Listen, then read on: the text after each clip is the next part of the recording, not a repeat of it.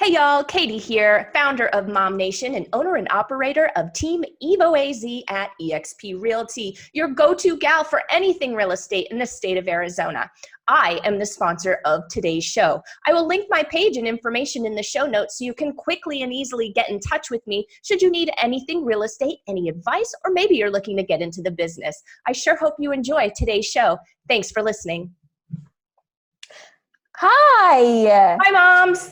How are you, Katie? Oh, I was saying hi to the moms, but there's Beth. There you are. Well, yes. I'm doing great, Beth. How are you doing? Oh, you go. Okay. I was just saying I'm not ignoring the moms. My bad. Hi, moms. Oh, my gosh. Yeah. Right. Hi. So here we are again. Here we are, week 6. I can't believe it's already week 6, to be honest with you. I can't believe it either. Well, especially because of how weird these weeks have gotten. When we started this 6 weeks ago,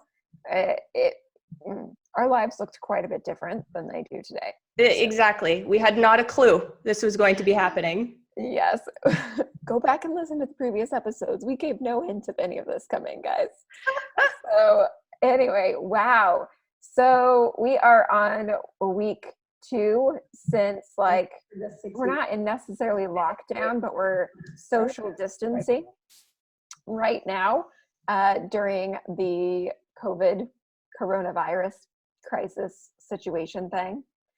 And it's a little weird. Weird is the only word that I have for it. So it's eerie. It's quiet. This week seems really quiet for some reason. Are you getting that same thing? Yeah, just like everything. I don't know. I actually had to go help a friend with her kids yesterday. And so I went to go help her with her kids. And I was actually surprised that there were more people on the road than I expected. Mm-hmm. But it's still my neighborhood. Normally there's 100 kids playing in the streets. It looks like it's a movie based on the 1950s in my neighborhood usually, and now it's occasionally a kid's out, that's it. So and then just everybody and everything is just so still. It's fascinating. So. It really is. I'm feeling it too. And I like action. I like it loud. I like things going on. So you love chaos. I do, actually. Funny you should say that. So I'm starting to get a little bit antsy. So I'm on what day are we? It's Tuesday. So I'm on day 11. Yeah. Of being self-quarantined. I think it's day 11.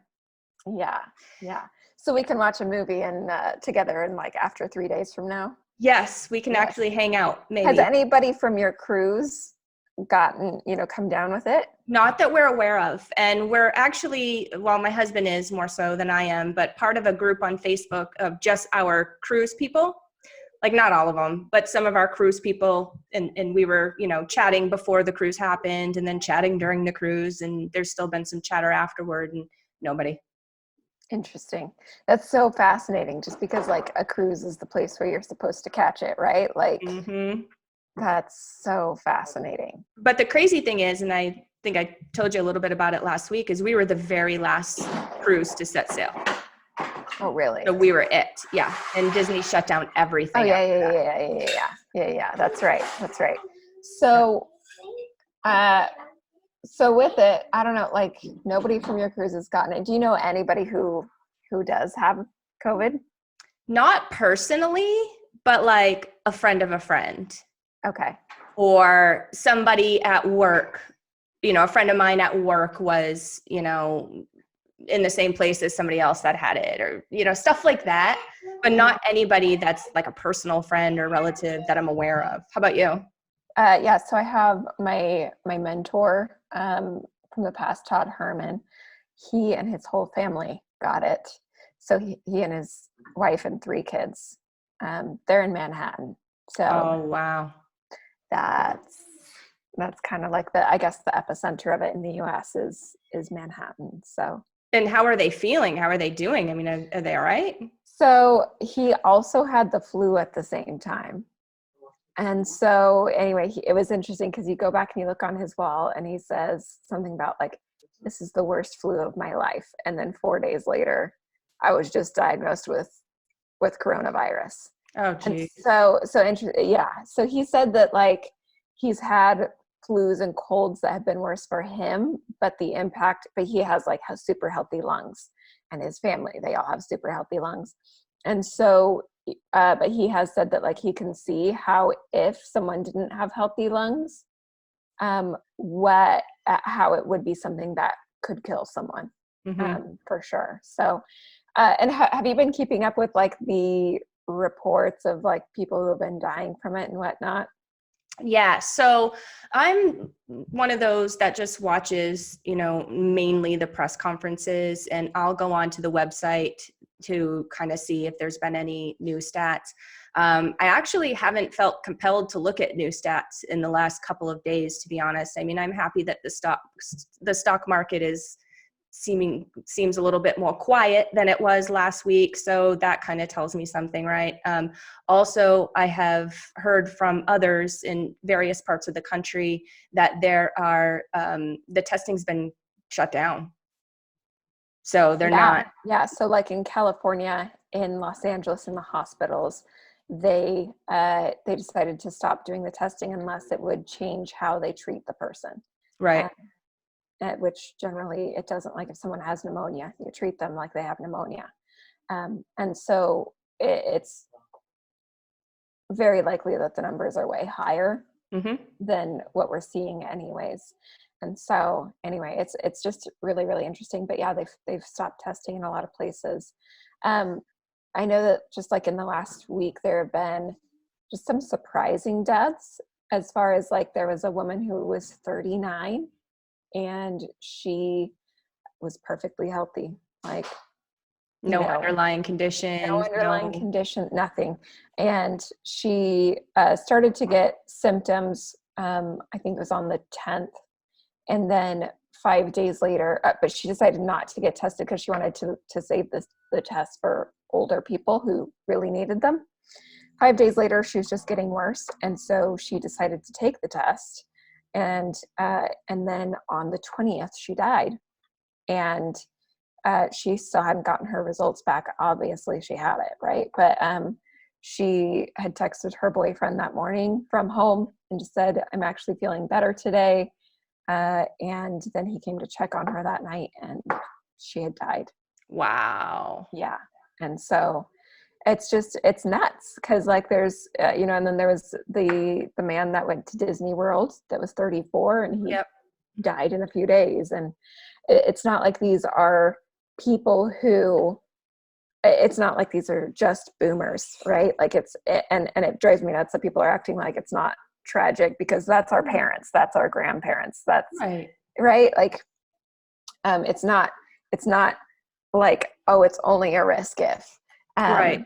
And so that's one big thing. But on the flip side of it, we have just so much happening with people who are in their 30s, who are in their 40s. There's even like a 12-year-old who I guess she had no known underlying conditions and she's fighting for her life.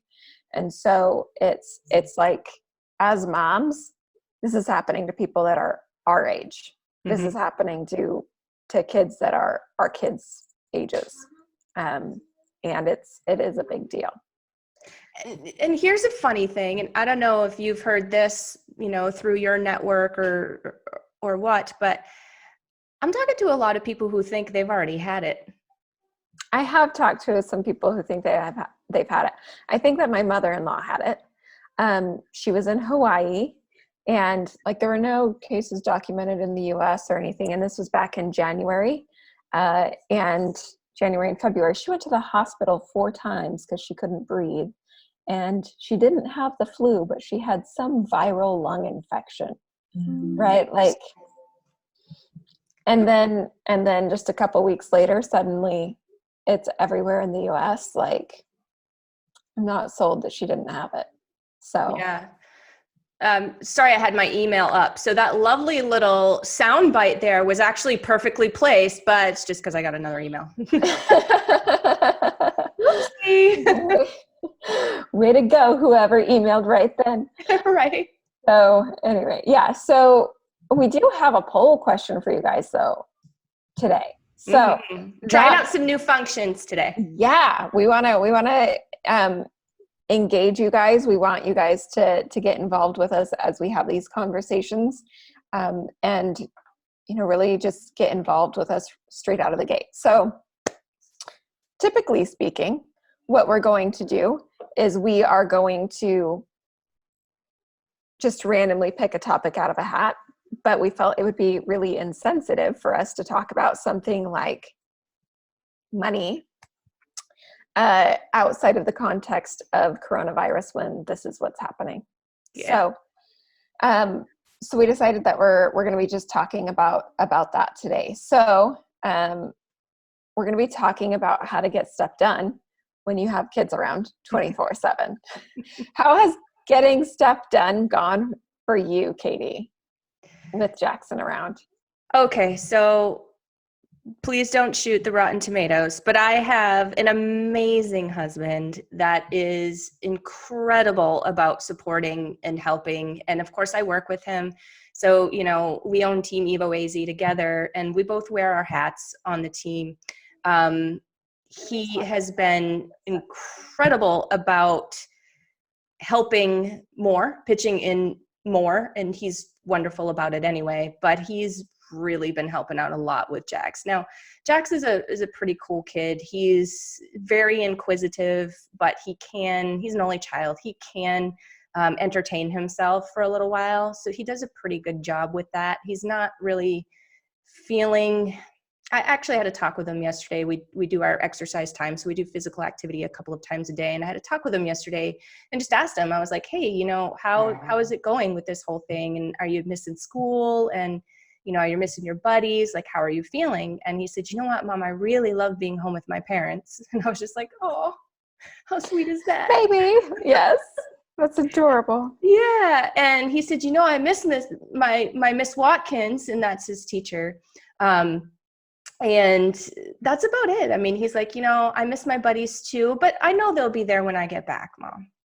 And so I thought that was pretty cool. So it sounds to me like Teacher Matt is doing a pretty darn good job with homeschooling. He's really handling most of it. I mean, when he needs to run out and do some things for work, I take over, but he's really been amazing. So I love it. That's amazing. Yeah. So I'm very, very lucky. He's a keeper. We'll keep him around as long as the coronavirus is here, I guess. Just kidding. Who knows how long that will be. Right? Could be forever. Yeah. I mean, I hope that just means he's safe for, a few days or a couple weeks or something, but I don't think that's the case. So, right. So, we've developed a little plan. So we have a schedule for each day. So, school day starts at a certain time, and we have timed increments of what subjects are to be done during, what time. Certain times. Yeah. Awesome. And how long are you having him do, how many hours a day is he doing school? Well, I figured that school is probably actually maybe 3 hours, if that, of actual school. And then there's recess and lunch and art and all that, which he needs as well. So we've kind of modeled that same thing. So for instance, between 8 and 9, so he starts at 8, between 8 and 9, it's math and science. Between 9 and 10, he's doing, what is he doing? I think it's spelling and reading. And then between 10 and 11, he's doing physical activity, PE, stuff like that. 11 to 12 is, I think, music and art. Did I already say that? I don't know. No, I don't know. I didn't think I did. Yeah. I don't think you did. And then he has a break where it's kind of recess at school, right? So he can go out and play. He can watch his favorite show.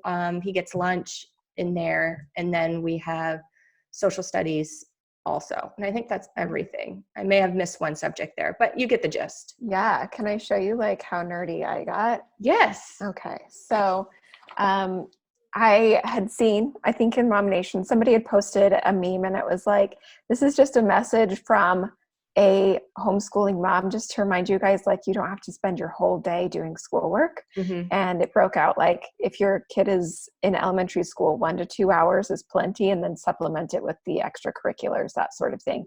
If they're this age, this many hours. And my kids are in elementary school. So I mean, my daughter is in elementary school. So I just tuned out after that line. Perfect. But, yeah. That was enough.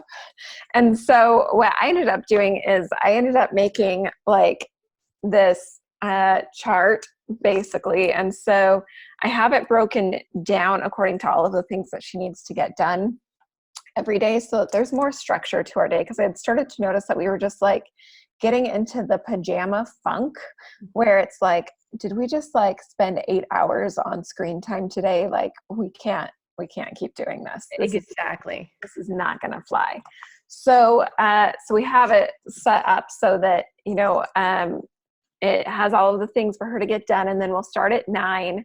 Then 9, she plays outside for an hour, because mama needs you to play outside for an hour. Yep. Like, that's when I get my work done, is like during these like play hours, right? So then from 10, we do it in 20-minute increments, 20 minutes of history, math, and science, then stop for a snack at 11, and then she journals. And then she writes a thank you card. And then we have lunch, and then she can play for 30 minutes, and then she'll read for an hour. Then we do chores, and then she can read or play outside at 3 o'clock for an hour. And then at 4, I'll play with them for an hour. And then after that, it's like the evening routine, right? So like, once I realized, like, okay, we don't have to spend our whole day on this kind of thing. Like, we don't have to spend our whole day on school, and I can block it so that I have hours to be able to work. Having those blocks to be able to work is just huge. So anyways, it was interesting because today during her journaling time, day 1 of this whole thing, so it was, I told her, it's like, honey, I just want you to sit down and write down about like what's going on. And she goes, Mom, if I just write down what's going on, I'm just going to write, right now I'm sitting down and I'm writing. So like, what do you want me to write about? I love her. Right? That's what's going on right now, Mom. I'm writing in this journal. And so I like wrote a little prompt for her, and then had her like finish the thought. So the prompt that I wrote was, right now I'm home from school because, and then she wrote, the disease is out for 4 weeks because they can't find the right medicine. So that is why every person across the land has to stay in their houses. And now lots and lots of people died. Oh, that about sums it up. Right? Like, and my 6-year-old gets it, or 7. I guess she's 7. But yeah, it just happened. You're fine. Yeah, right. Exactly. But yeah, I mean, like, she really, it was fascinating to give her that prompt and see what does she actually understand about this, so that I can give her that safe space to check in and all of that. So anyway, that was just so fascinating to me. That's really cool, because my kid doesn't care. He doesn't care. No. He hears us talk about it and he goes, Corona, what? And I'm like, well, we can talk about it if you want. He's like, nah, I'll just go play. We call it the disease. And that's that's what she refers to it as. And every day she asks me how many people died yesterday. And I see her growing up and being a nurse. She's just a very, very nurturing human. And so, on WhatsApp, I have the World Health Organization. They have you're able to press these numbers on a menu and get updates. And so, like, I was able to tell her, yeah, so yesterday, 1,700 people died. And so we're up to 14,500. And, she's just like, is that everybody in the world? Like, no, it's not. It's a lot of people, though. It's a lot of people. So anyway, Yeah. So that's so interesting that like Jack's just whatever. I don't care. Yeah. Nope. And he's like, we'll be back to school someday. Right now, I'm just enjoying what I got. Good. He's such a cool kid. He I'm is. just like, yeah, buddy, that's a great attitude to have. You go. Yeah. So how are you getting things done? I know that you mentioned that like Matt's helping with the schoolwork and that you're getting lots done that way. But yeah, How else? how are you getting things done? Yeah. So we've obviously had to shift the way we do things. So for a living, we meet people, right? We show them houses. We look at their houses. I'm a real estate agent. I mean, that's what we do. Meeting with people is really part of our normal routine.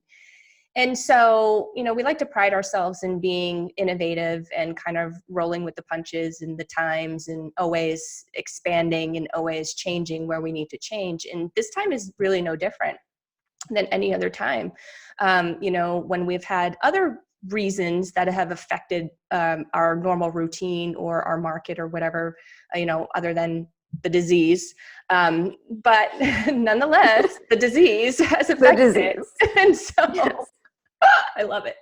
And so, right. We've found ourselves, we had a quick little powwow when everything kind of all broke loose and, we have some alternative ways of caring for our clients. And it's actually going really well. I mean, honestly, I had a great meeting last night with some buyers that are coming into the market here in the next couple of weeks. They're going to be selling as well. So we were able to discuss their situation, their goals, their expectations, my expectations of how things are going to go.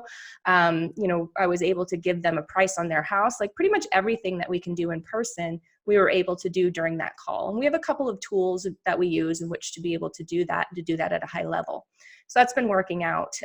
This week, we're implementing our virtual open houses, which is going to be really, really neat because of course we still have people that we still have homes to sell, and we need to, rather than, honestly, Beth, it's been kind of a little bit sickening. There's a lot of chatter out there. A lot of agents just basically, their first roadblock, they just lay down and they're defeated. And then they go on and shame other people for coming up with creative ways to do business. I'll never understand it, but that's just, I guess that's another topic for another show. Yeah. Oh, that is going in the hat. That's going in the hat. That needs to go in the hat. Yeah, resilience and overcoming obstacles. Like, oh my gosh. That's a huge one. And so we're noticing that there's, a handful of real estate agents that are just taking it day by day and doing the stuff that they need to do to continue to do business. And then we're noticing there's this whole other group over here doing not that. We are not part of the not that group. We're part of the group that just has their head down and doing what it takes. So we are implementing, like I said, our virtual open houses this week. That's going to be awesome. I'm super excited to launch it and to see how it goes. And we've actually got 2 of them coming up this week. Should they all go according to plan, like we think they're going to do, then we're going to really ramp that up and be doing a lot more of that. We've also done, thank goodness we have technology, right? Thank goodness. I was just thinking about, you remember how, I don't know, maybe a year ago we were talking and I was like, I would love to go in houses and just like make fun videos of like, this is me drinking tea in the bathtub. This is, now is the time, Katie. Now is the time. We need to do this. I have a few vacant houses actually that have all been deep cleaned, so we know they're safe, and we can absolutely, until your heart's desire, like we could just do it all day, Beth, if you want. We have the time. Oh my gosh. I would love to do that. Okay, one of these days when we're both bored. Yeah, right? So we're also doing some virtual showings and things like that, which we can do. We've got different tricks up our sleeves where we can go do a virtual showing. You love the house, you get under contract. No, you haven't walked through the threshold yet, but we have some tricks up our sleeve for that. So it's not a risk to do it. And honestly, if you want a house, now is the time to get it. We're seeing a little bit more inventory come on the market because of this whole thing. Not a lot. Prices haven't dropped yet. Interest rates are still great. So we're still BAU, man. Business as usual. Wow, that's fantastic. Mm-hmm. It's fantastic. How about you? How have things changed for you? Yeah, so that's the really interesting thing is that I wouldn't say that it's BAU for me. I would say it's BTU, better than usual. Just because, so for me, one of the things that I know is that when it comes to anything in life, like if I feel morally obligated to do something, I can show up for it. If I like lose my sense of vision or mission, it's over. But if I feel moral obligation to do something, then I can rock it so easy. And so actually leading up to this, I was struggling with like feeling connected to like, does what I do matter? Is this really going to make a difference? Even though, I have people tell me all the time, yes, it does. But those thoughts still come up. And so as I was struggling with and thinking about that, this whole thing came out, and all of a sudden I'm like, oh, guess what? Guess whose job is super important right now? Because like, as you think about all of these people who are out of work, all of these people who they need their businesses to be really successful. They desperately need a brand that's going to cut through this noise. They need to be able to communicate their value in a way that's so direct and clear that people feel like it's worth putting their money into these business owners' businesses. Honestly, I don't feel like my business has ever been more important than it is right now. And so that mindset of this is an opportunity, and this is a case of my business being more important than it's been in ever. It makes me show up better. Well, and it's so 100% spot on. Actually, JD and I were talking a little bit earlier today. I do my coaching calls for the team on Tuesdays, and we were talking about it, and we came to that same conclusion. Oh my gosh, everybody's home. Everybody's on social media. We're seeing social media stats for, the MOMnation group and things like that go through the roof. Now for these business owners that thought they were doing a great job at their social media and probably were doing a great job, now all of a sudden have to step it up, like a lot, because there's a ton of noise out there. Everybody's online now. Yeah, posting your story and your selfie isn't enough right now, like to cut through and actually be listened to as a business. Mm-hmm. It's you have to have that brand. You have to have the visual that's going to cut through. You have to have the recognition, the community, the connections. Like there's 100 different pieces that all come together. Mm-hmm. But honestly, like truly, it's never been more important. And if a recession is hitting, like a lot of people feel like it probably is just going to be a natural byproduct of this, it's more important than ever. Than even back in 2008 when the housing bubble burst, right? Like there weren't brands online, there weren't personal brands there. We didn't have the same social media opportunities and whatnot that it was technically there in theory, but it wasn't really. Nobody knew. Yeah. Right. Exactly. Like Facebook was up, but were we really using it for business at that point? No. No. And so anyway, I think one of the most important pieces of this whole process is understanding the mindset shift that is required. Like if you're going to step into victim mode, that I can't get things done because all of this is going on, you're right. Yep. If you believe that you can step up and find a way to make something happen under extremely peculiar circumstances, that can happen too. And that will happen if that's your mindset. Mm-hmm. But ultimately you just have to start deciding, like you need to decide that you're going to get whatever done it is, because time isn't your excuse anymore. Like, well, and there's always a thing. There's always there's a disease, there's the market, there's the economy. There's always a thing. Yep. And so what's always consistent is what's between your ears. And that's it. That's the only consistent thing that you can have, I think. Absolutely. And knowing and understanding that, it's interesting because so many people have always said like, oh, I would do blah, blah, blah, but I just don't have the time. Mm-hmm. And suddenly you have the time. So now what's your excuse? Mm-hmm. Right. And it's not necessarily like, what's your excuse, but like, what is your brain telling you? What belief does need to be changed in order to do that thing? Is this actually fear of your own success? Is this fear of doing something amazing? Is this fear of visibility? Like, you're not out there doing what you love because you're shrouded in fear. Mm-hmm. What is that fear? Mm-hmm. So Fear of the unknown, fear of being uncomfortable, fear. I'll get off my soapbox about that though. But I think it's going to show us, and we talked a little bit about this last week, but I think it's going to show us that we can accomplish more from home or from using these tech tools and things like that. Maybe it makes sense to buy things online. I've always been one over the years, especially with MOMnation, with as many biz moms as we have in there. I love supporting them. So I've always been one to buy online. Like, maybe I buy the Norwex laundry detergent. I don't know why I said maybe, I actually do.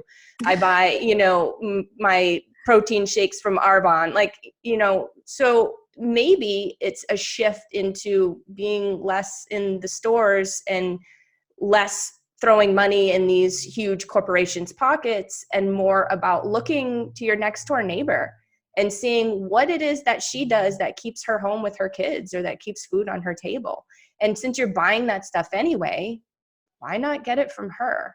That's just the way I've always lived. And I feel like now is the time where, hey man, it's actually working out pretty good for me because they're not out of stock. And right? Seriously. And honestly, so I actually did a live stream last week, and maybe I talked about this on last week's episode, but like right now is the best time to make swaps. So like if you have wanted to go in on sustainability, right now is the best time to swap out these things that you can't get for sustainable options. Yeah. If you've wanted to do like more homemade products instead of store-bought products, now is the time to do that. But look at this as an opportunity. Like this isn't you being a victim to COVID. Right. It is like the greatest gift, the greatest opportunity for us to have a reality check. Like we really are having one of these moments where we're having to face our own mortality, and knowing and understanding that like we're facing our mortality gets you to step up and think about what you want out of your life in a very, very different way than you ever do outside of these circumstances. So that being said, Katie, like what have been your bucket list or I want to change how I'm living this, X, Y, or Z differently because of this?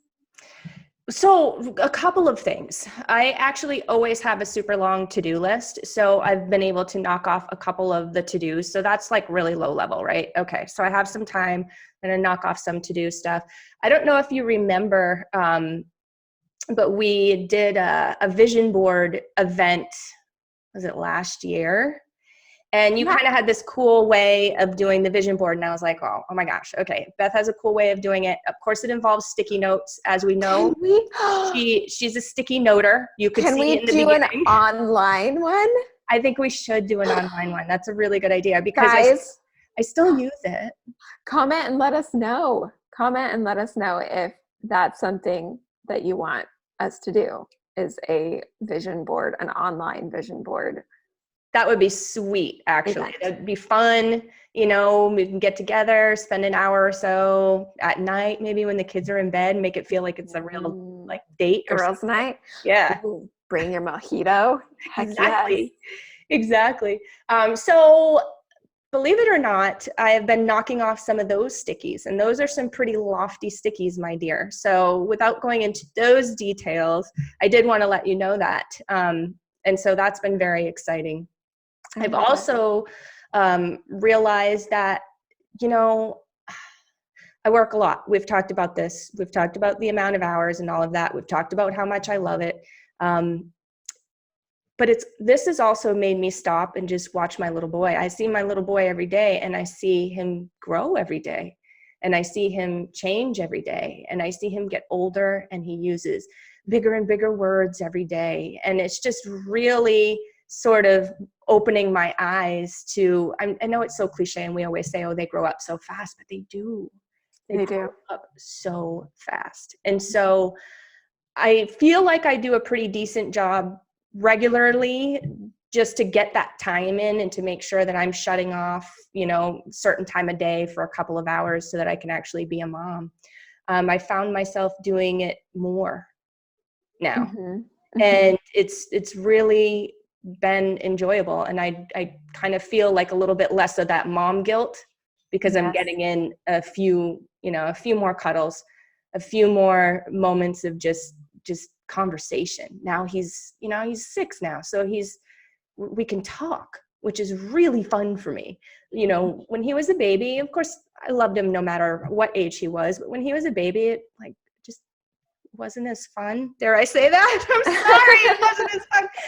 And now it's incredible to listen to him and his little ideas. And, I don't want to call him his little ideas because he actually has some pretty big ones. But just the way his brain works, it's been really cool. I love it. Yeah.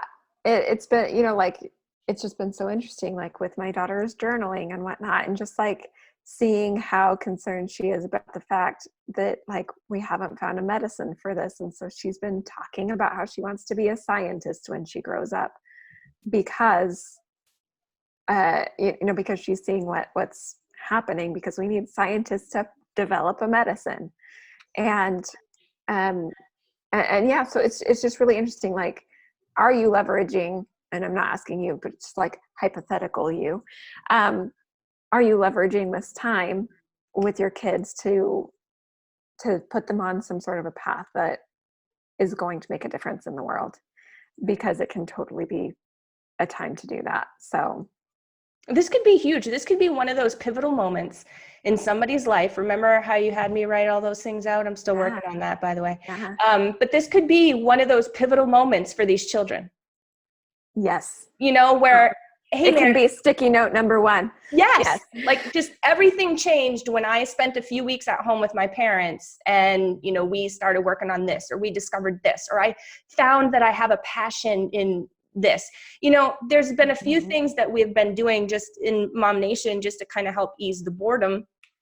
For instance, we've got the talent show that is coming up on Friday. And I was like, oh my gosh, why don't we just do a talent show? We can totally do it just like you and I right now, and just have our participants come on and do their little talent, right? Yes. And I'm just thinking, these kids, especially the ones that do like to dance and sing and, the comedians of the world and all of that, like they don't have any outlet for this right now. No. So let's be creative and give them an outlet. I mean, and can we be honest for a second real quick? Like, how many of us as moms have lost the outlet for our own talents? Like, do we need a mom talent show where moms can come on and sing and dance, whatever it is, right? Like, I don't know, as in any time that there's these moments of stillness, these moments of quiet, I just think it's so important to stop and reflect about, like, who am I? Where have I lost myself in this whole process of life?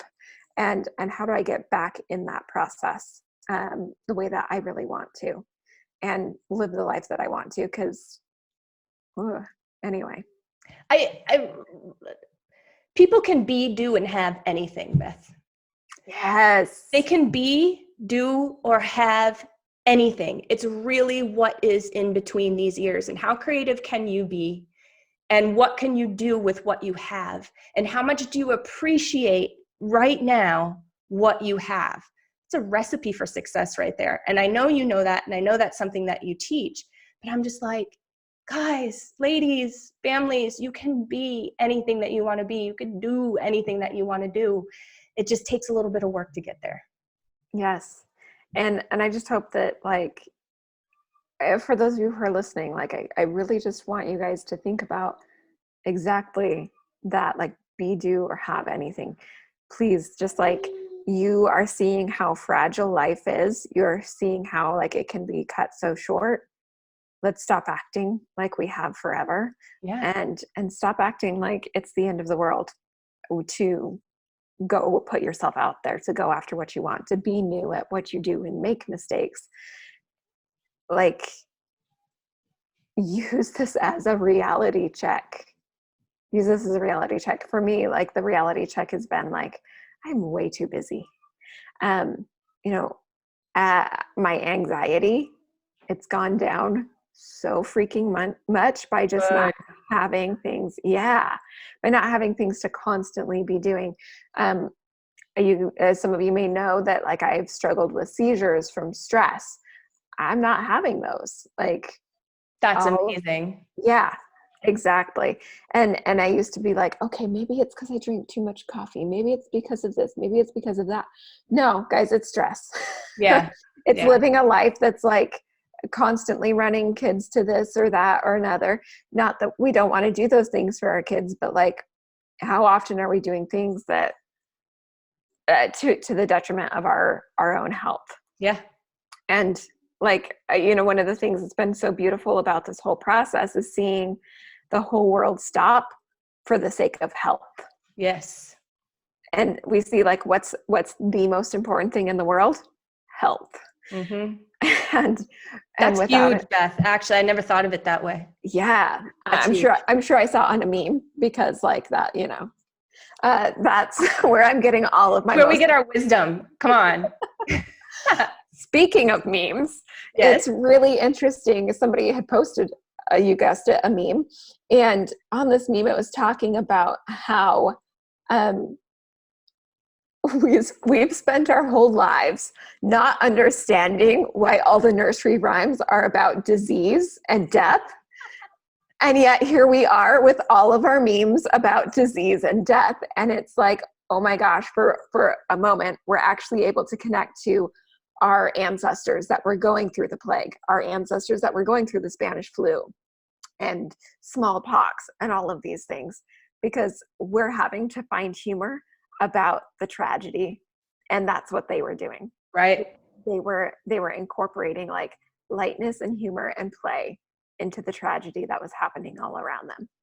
That's so interesting. I never thought of that either. Isn't that like mind-blowing beautiful? Totally. Oh my gosh. Yes. Yeah. So anyway, we just have a few minutes left. I'm just thinking about, okay, so if I was a mom listening right now and I wanted to walk away with like something really actionable that I could start to do to make the most of my time that I have at home with my kids. Like, obviously we've talked about the time blocking. We've talked about like just enjoying your kids. We've talked about, facing, is this just actually a fear-based thing that's showing up for me? It's not that I don't have time anymore. Mm-hmm. It's that I'm afraid of what I actually want to go for, and admitting that. Do you have any other thoughts as far as like how they can get more done while we're going through this? Oh, we talked about working virtually and doing virtual versions of the things that you want to do as well. Yeah, nothing comes to mind about getting more done, but being more connected. So like a couple of things, and there are things that we can do using technology to remain connected to our family. So for instance, my mom, she's Montage Duo. She's a singer, professional singer. She plays with my stepdad, and they, excuse me, I'm sorry.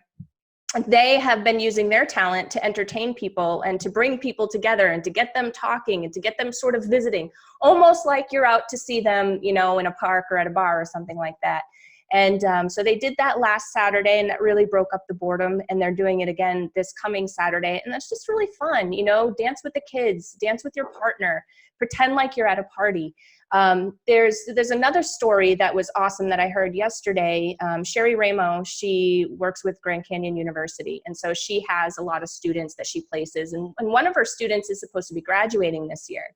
Well, there's no graduation ceremony. So this super cutie, like it totally gives me the chills. This super cutie is setting up his backyard with, a gathering under 10. So just his family and whatever, is setting up his backyard as a little graduation ceremony. Yes. So he can still Right? I mean, sorry. Excuse me. You're fine. So he can still have his little graduation ceremony. And I just thought that that was so sweet. And it's heartwarming to see people using creative ways to still connect with each other. And honestly, like, that's the most beautiful part of like this whole thing, is seeing how much humanity has shifted and like seeing the kindness come out.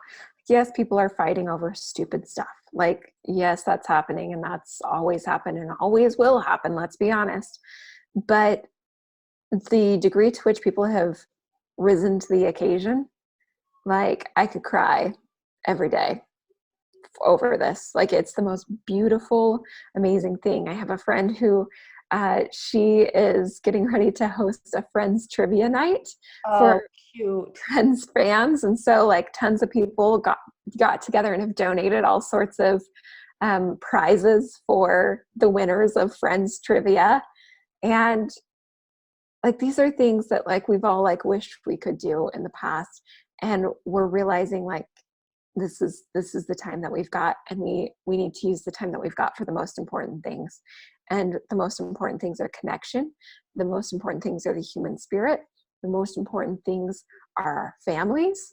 Mm-hmm. There's time to do what the most important things. And right now is the time to really identify what those things are. Couldn't agree more, sister. So that being said, we're about out of time. You know what? We did forget, though? What did we forget? My dog is totally going crazy. I hope you guys don't hear her. She thinks my husband's outside and he's not. And so she's like up and down the stairs going mental. It's going to be a world of hurt when she figures out he's not out there. But what we didn't mention in the beginning is, I think we said this is episode 6. Yeah. But you guys, help us out. Whatever platform that you are listening to this on, please download our episode. Please give us a 5-star rating. I like the way that you say it, Beth, about the don't rate us at all. If it's yes, rate, review, and subscribe, but only rate if you're going to give us 5 stars. If you're not going to give us 5 stars, get out of here. Well, thanks for listening, but yeah. Yeah, don't leave us a review or rate us. Yeah. So yes, but yeah, guys, we really want to make sure that we can help more moms, get this message of you can have, be, or do anything. And the fact that, like, if you guys leave us a review, if you guys do give us a rating, you've got plenty of time right now. Yeah, you do. You could listen to all 6 episodes today, actually. Go binge, right? Like, there's time before bedtime. But go and do that. Like, honestly, just go and do that, and help us to get this message to more moms who need to hear this message. Yes. All right, sister. Okay. It was nice to see you today. Good to see you. And I have a dream that next week we will be able to draw out of a hat. I'm not very optimistic about that, though. We'll probably still be talking about something related to coronavirus. The disease. The disease. Next week's episode, the disease. The disease. All right, guys. Ciao for now. Bye.